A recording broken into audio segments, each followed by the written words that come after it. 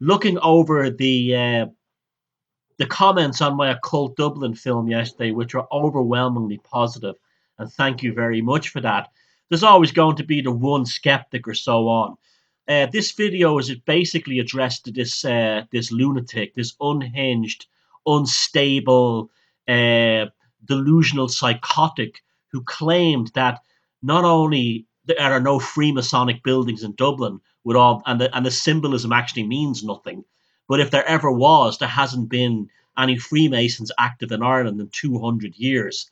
He's probably an alcoholic journalist for the Irish Times or a tenured college professor at Trinity teaching social studies or, gender studies. And he or she walks past the Freemasonic Lodge on Molesworth Street every day of the week with the all-seeing eye on the top and the sign on the door saying Grand Masonic Lodge of Ireland, including the visiting hours for anyone who wants to go and have a look. But of course, when you're dealing with these kinds of mentally mentally shattered and mentally scrambled, their psyche has been so destroyed by this kind of Coronzon 333 infection that they think everything, if it's not on the evening news or it hasn't been on Mythbusters or it's not on the first 20 pages of the Richard Dawkins book that he read in order to prove how clever he is, then it simply doesn't exist and it's conspiracy theory or it's some kind of nutcase stuff. You cannot deal with these people other than perhaps maybe sitting down and having a conversation, a loving and kind conversation about these types with their psychiatrist or their psychologist and some any mental health professional that you can get, and then see about developing treatment programs, anything from courses of lithium all the way to electroconvulsive therapy, because they cannot see what's in front of their own eyes. We'll never change them. It's just like you're dealing with someone who's completely insane. It's like taking a person and showing them the sun and saying that's the sun. It reduces heat, and it's blinding you. And they turn around and say, I don't believe the sun exists. But they kind of did that with the climate change scam. They got people believing that the sun doesn't act. This big yellow ball of fucking fire in the sky doesn't exist. That's how crazy, unstable, unhinged, educated people are.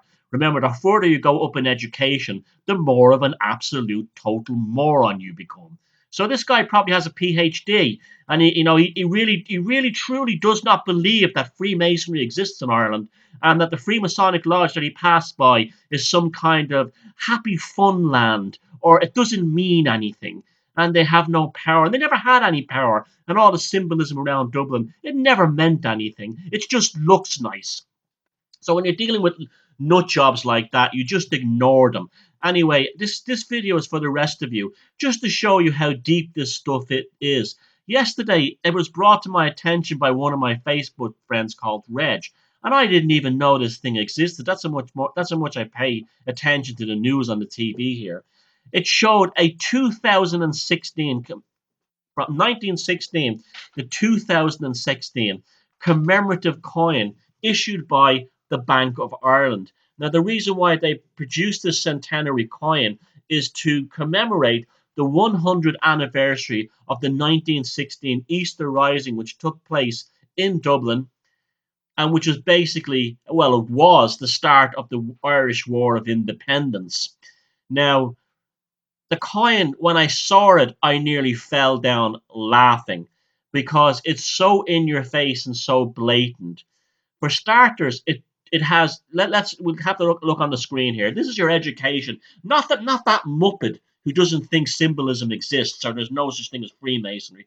Him and his type are insane. They're mentally unhinged. We don't bother with them. We're not interested in them. Let them go back to masturbating over their Mythbusters DVD uh, box set. But the rest of us who are capable of actually seeing what's in front of our own eyes and accepting what's in front of our eyes as reality, because we haven't been told by the RT or the BBC or CNN that it's true, and can actually see these things. You will find this video a very good addendum to the Dublin Occult Dublin film. Now, look at first of all, the first thing you see are the words Hibernia. Now, Hibernia is not the name of Ireland. Hibernia is a Romano British term for Ireland underneath the British Empire. It's about as Irish as Britannia. Hibernia comes from the old Roman name, the Roman imperial name for Ireland, which means the land of winter, or the land of cold, or the land of wind and rain. The land of winter, Hibernia, right? So it's a Roman thing. You'll also notice that underneath the statue of Hibernia, it says Era 2016. The real name of Ireland is the country Era. It's named after the goddess Era, a pagan goddess. That's what Ireland is named after. You will see quite clearly that Era is the smallest letters on there, and it's subordinate in every way, both in terms of the spelling of the word and also the symbolism of the statue. It's subservient to Hibernia, which is really Britannia's little sister. I'll show this here. If you look at this picture of the customs house frieze, the customs house, which again I speak about in the film Occult Dublin, the customs house is the basically a temple to the goddess Britannia on the Dublin waterfront, built just after the Act of Union to basically tell the Irish they were slaves. Now, look at the friezes. This is the symbolism you learn to read. Britannia has her arm around Hibernia. You can tell she's Britannia by the shield with the Union flag on it. And Hibernia is holding the harp, the silver argent of King Billy.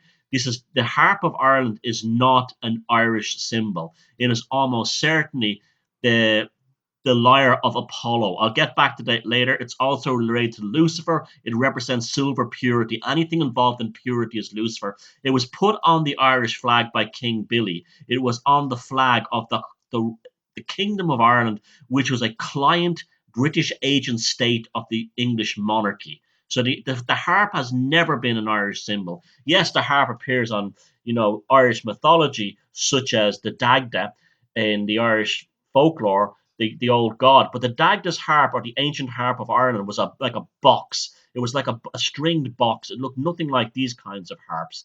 And also, you will see a harp on some of the medieval carvings on old monasteries, but they're not representatives of the Irish state. They're just simply statues of lads playing harps. That's all they are. In this case, you'll see Hibernia with the harp and Britannia with the shield. She has her arm around Hibernia as if to comfort her. Look at the expression on Hibernia's face and look at the expression on Britannia's face. She's saying to her, your country is destroyed. You're now enslaved under the British Union. But never mind. You'll make some money from it as we're taking your goods in the ships on the right out. And that's basically what that is. She's telling Hibernia, Ireland, that she will be raped of all her produce, and that's what led to the Irish famine, which wasn't a fucking potato famine. But back to the coin. There's Hibernia, which is a British symbol of Ireland, not an Irish one, and it says 1916 to 2016. This is such an insult. This is such an insult to the people that fought for Irish freedom. It isn't funny.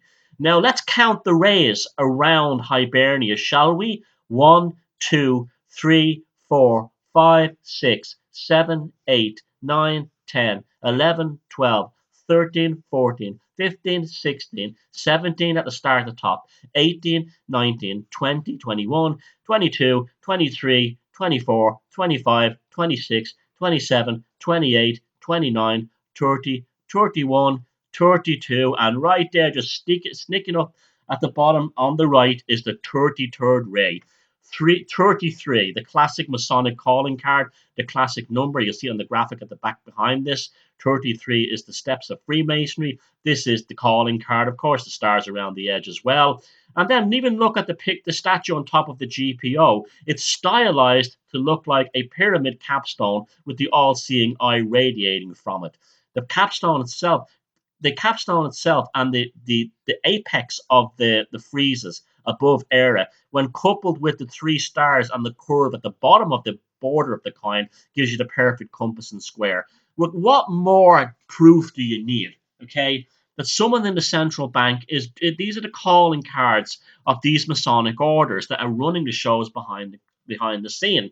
And of course, people will go, "You're a conspiracy theorist, and it's all bullshit." No, no, you're bullshit, and you're the father, and you're dead. You are an animal to these things, and be grateful you're an animal, because the next time you're called up to run in front of a machine gun, like back in the Psalm, for these fuckers, you go ahead and do it, okay? And convince yourself you're the righteous noble ones as you're wearing your poppy, which to commemorate these mass self-sacrifices. A poppy, by the way, is a bullet hole. That's what that is. Now you're being laughed at every way, but there's nothing new in this. Let's look back further. Here is a coin from look from the United States from 1787. The United States, like Ireland, was founded by Freemasons, working under the British Crown, pretending to be against the British Crown. That's why that's. But they're always Freemasons. That's why George Washington went on tours of American or German cities that were designed by Masons, like Karl Schluer, in order to get the street plans for American Masonic cities. But there you have the Lucifer at the top there, the sun symbol. There you have the sundial. Mind your own business. Classical, nods and wink to a blind man. The usual Masonic nonsense. Here's another one. An early. See, these coins are all being dug up by treasure hunters. This Nova constellation, the new constellation, the 13 colonies of the United States, the all-seeing eye in the middle, and the 13 stars, of course. 13 is another heavy Masonic number, the Templars and so on. It's a magic number. Now, to them, because it's a lucky number, that's why they tell us it's an unlucky number. You see, it's the opposite. And there you have all the rays around the eye. And these coins are usually hidden away when they're found, unless they're found by private collectors, or Masons buy them up to hide them. Looking back at an older Irish coin, this is from an 1805 penny, not long after the Act of Union, which merged Ireland into Britain. Hibernia again. See, nothing changes. This is 200 years ago, more than 200 years ago. There we have the Argent, King Billy's crown. The top was King George by that point. You can see that's not a harp, it's a lyre. You see, it's really a lyre, that is. It's a nine-stringed lyre. It's just like the one played by Apollo. The Apollo Lodge is the real Masonic power in Ireland, not the Grand Masonic Lodge of Ireland. The ones really doing the business behind the scene are the Apollo Lodge. And Apollo is an interesting deity. He represents subterfuge, and he represents submission to colonial conquest.